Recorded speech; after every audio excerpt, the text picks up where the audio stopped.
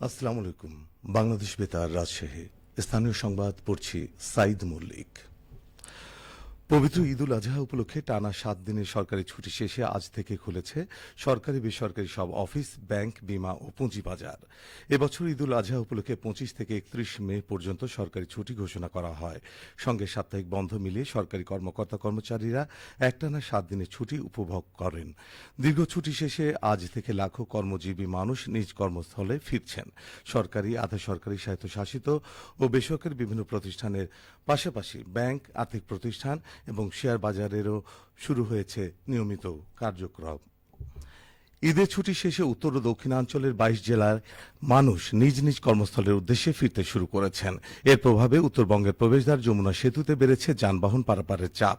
যমুনা সেতু site office সূত্রে জানা গেছে, সর্বশেষ 24 ঘন্টায় সেতুর পশ্চিম প্রান্ত দিয়ে অর্থাৎ ঢাকামুখী লেনে পারাপার হয়েছে 22,971টি যানবাহন। টোল আদায় হয়েছে 1,18,42,850 টাকা। অন্যদিকে পূর্ব প্রান্ত অর্থাৎ উত্তরবঙ্গগামী লেন দিয়ে 12,421টি যানবাহন চলাচল করেছে। এসব যানবাহন থেকে টোল আদায় হয়েছে 89,39,150 টাকা। দুই প্রান্ত মিলে 24 ঘন্টায় মোট 35,392টি যানবাহন যমুনা সেতু ব্যবহার করেছে। একই সময়ে মোট টোল আদায়ের পরিমাণ দাঁড়িয়েছে 2,07,82,000 টাকা। যমুনা সেতু সাইট অফিসের নির্বাহী প্রকৌশলী সৈয়দ রিয়াজ উদ্দিন বলেন, ঈদ পরবর্তী সময়ে ঢাকামুখী যানবাহনের সংখ্যা বাড়ছে। সেতুর উভয় প্রান্তে যানবাহন চলাচল স্বাভাবিক রাখতে প্রয়োজনীয় ব্যবস্থা গ্রহণ করা হয়েছে এবং সার্বক্ষণিক নজরদারি অব্যাহত রয়েছে। নওগাঁয় জেলা প্রাণী সম্পদ অফিসের আয়োজনে বিশ্ব দুগ্ধ দিবস উপলক্ষে র্যালি ও আলোচনা সভা অনুষ্ঠিত হয়েছে। আজ সকালে অনুষ্ঠানের প্রধান অতিথি ছিলেন নওগাঁ 5 আসনের সংসদ সদস্য মোহাম্মদ জাহিদুল ইসলাম ধলু। অনুষ্ঠানের শুরুতে শহরের তাজের মোড় থেকে একটি র্যালি বের হয়ে প্রধান সড়ক প্রদক্ষিণ করে।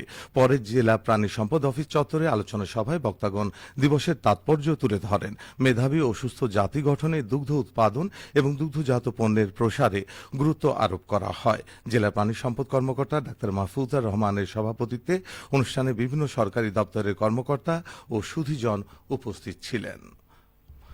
নওগাঁর সাপাহারে জবই বিল জীববৈচিত্র্য সংরক্ষণ ও সমাজ কল্যাণ সংস্থার আয়োজনে শিক্ষা, সমস্যা ও উন্নয়নে করণীয় শীর্ষক মত বিনিময় সভা অনুষ্ঠিত হয়েছে। গতকাল উপজেলার আইঘাই ইউনিয়নের আসরন্দ উচ্চ বিদ্যালয় ও কলেজ মিলনায়তন অনুষ্ঠানে প্রধান অতিথি ছিলেন সাপাহার উপজেলা বিএনপির সাধারণ সম্পাদক মোহাম্মদ সরোয়ার জাহান চৌধুরী। অনুষ্ঠানে বক্তাগণ শিক্ষার প্রসারে প্রয়োজনীয় উদ্যোগ গ্রহণের উপর গুরুত্ব আরোপ করেন এবং আসরন্দ কলেজ পুনঃপ্রতিষ্ঠা করতে শিক্ষানুরাগীদের সার্বিক সহযোগিতার আহ্বান জানান। নাটোরের সিংড়ায় ট্রাক চাপায় মোটরসাইকেলের 2 আরোহী নিহত হয়েছেন। আজ সকাল 6টার দিকে নাটোর বগুড়া মহাসড়কে সিংড়া উপজেলার বন্দর আমতলা ব্রিজ এলাকায় এ দুর্ঘটনা ঘটে। নিহত মুক্তার হোসেন হীরা নাটোর সদর উপজেলার ইসলাবাড়ি গ্রামের মোতালেব হোসেনের ছেলে এবং জীবন আলী লালপুর উপজেলার সাধুপাড়া গ্রামের মাজিদুল ইসলামের ছেলে।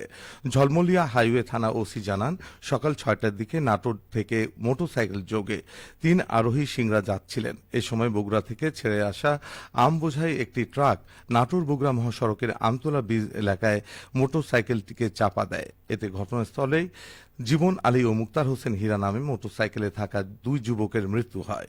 এ সময় গুরুতর আহত হন মোটরসাইকেলের অপর যাত্রী সাইফুল ইসলাম। দুর্ঘটনার খবর পেয়ে নাটোর ফায়ার সার্ভিস স্টেশনের কর্মীরা আহত সাইফুলকে উদ্ধার করে নাটোর সদর হাসপাতালে ভর্তি করে।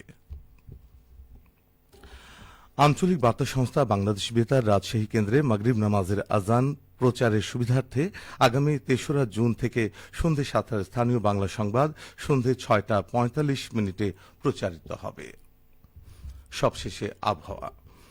আজ দুপুর 2টায় রাজশাহীতে তাপমাত্রা ছিল 37 ডিগ্রি সেলসিয়াস। এ সময় বাতাসে আপেক্ষিক আর্দ্রতার পরিমাণ ছিল 51%। রাজশাহী ও পার্শ্ববর্তী এলাকায় আজ সূর্যাস্ত সন্ধ্যে 6টা 49 সংবাদ শেষ হলো। আমাদের পরবর্তী সংবাদ বিকেল 4টা 5।